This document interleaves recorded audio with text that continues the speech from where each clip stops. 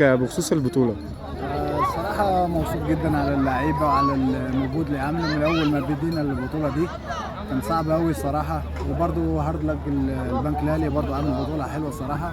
بس في الآخر بص، نتيجة بتاعت ربنا كاتبنا نكسب 3 بطولات ورا بعض، يعني مش سهلة وتعملها، واحنا عملناه عشان في رجالة وجهاز والإدارة محترمة الصراحة، وكتب لنا الله كده. بالحاجة رايحين السوبر للمرة الثالثة على التوالي، لكن في المرتين اللي فاتوا انتوا خسرتوا قدام النادي الاهلي، وعلى طول القرعة بتوقعكم قدام النادي الاهلي، فالمرة دي بقى طموحكم ايه؟